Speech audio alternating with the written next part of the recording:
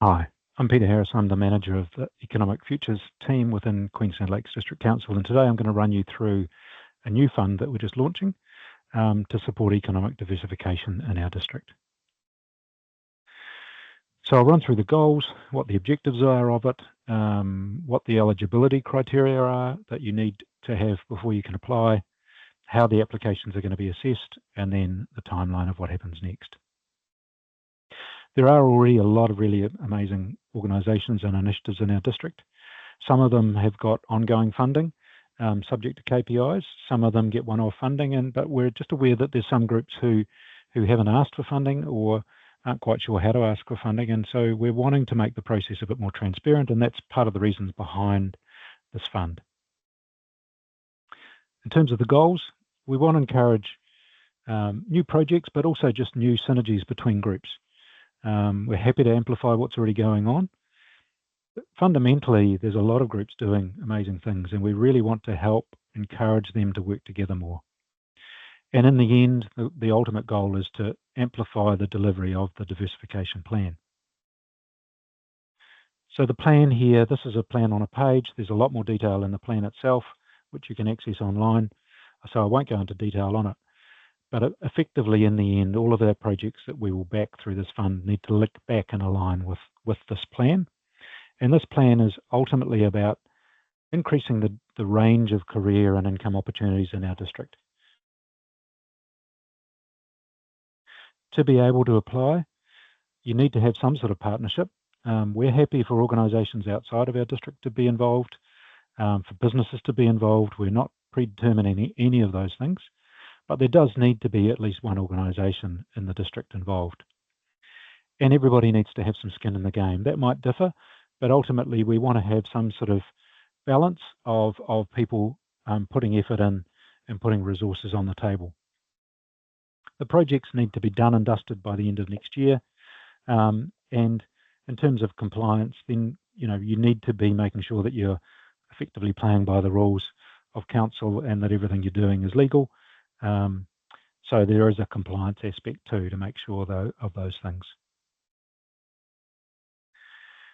We've put together a panel of people that are independent of us, so our team are not making the decisions, and ultimately these are the criteria that they'll be working their way through.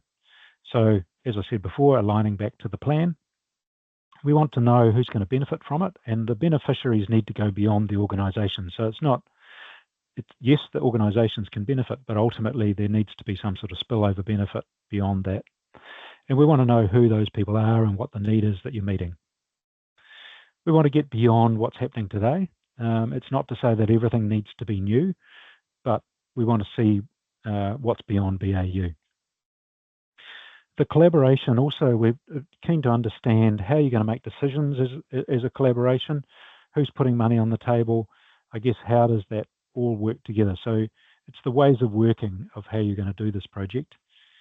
And obviously we want to know more about the project, what's it trying to do, how you're going to organise it, what's the budget, those sorts of things that you would expect in any sort of application process. And then what are the outcomes? How are you going to know whether it's been a success or not, and how are you going to measure that? And we're keen to understand people's thinking around how do you see it rolling out, or how do you see it surviving, I guess, beyond the funding that we might offer. In terms of what the timing is, we're fully aware that this is a slightly messy time of year to be launching a fund. We're hoping that we've given people enough time to be able to put the collaborations together and then put the projects together.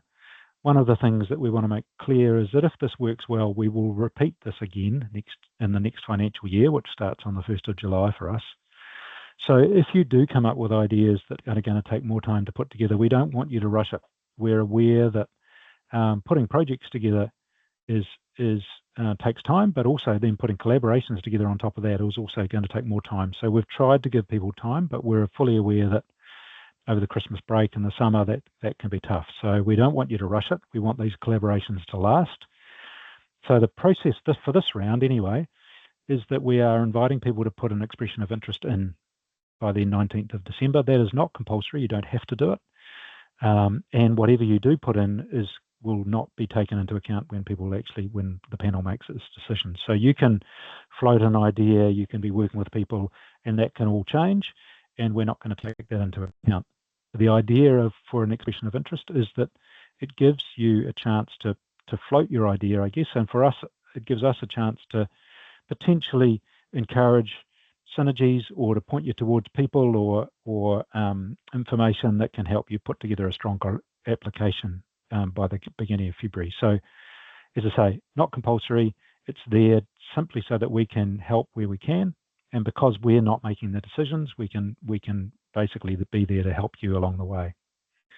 We'll try and give you that feedback as fast as we can. It may be that we can get it to you before the 16th of January, and we will if we can. But we're giving ourselves that deadline so that anybody that's put in an expression of interest, we've worked with them and tried to give them as much help as we can by that date.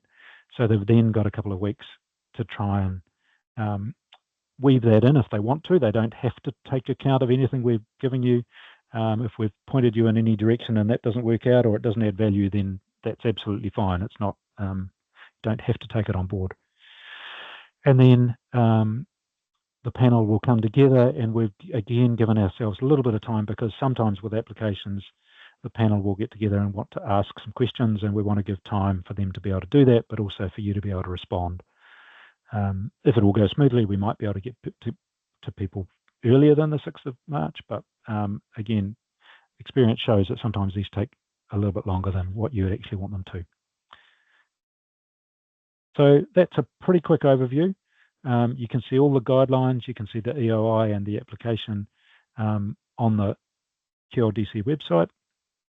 The EOI and application use a thing called Smarty Grants, which give you the opportunity to save things in draft, so you don't have to do it all at once. And I'm very happy to be contacted with questions about the intention of the fund and any background on what's already going on around us. And I'll point you towards people who are involved in what's already happening. And if you've got questions about the fund process itself, then email us at Economic Futures and we can help you navigate that. This is a new fund. You know, we're excited about what the potential is, and we're already hearing about groups working together on ideas, and we're really keen to help you along the way. So please don't hesitate to reach out. We're trying to get beyond the normal funding process, which is a bit of a black box where people apply and we don't know what's going on until the last minute.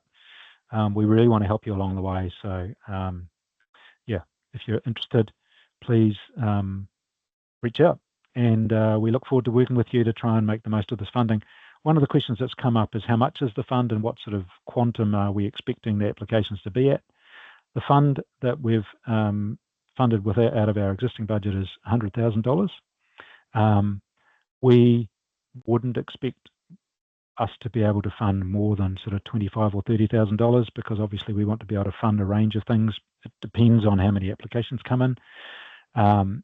But we also are keen for people not to restrict their thinking. So if you've got a big project that's going to be bigger than that or going to need funding from us that's more than that, keen to hear about that as well, because it may well be that we can help point towards other funding opportunities and we could co-fund it, or it might be that it comes into the next round of funding if it's going to take longer to pull together. So if along the way you've got ideas that don't quite fit this timing or this fund quantum, then keen to hear from you, and then we can work out whether there's other ways that we can help along the way. So don't restrict your thinking in terms of the value of the fund.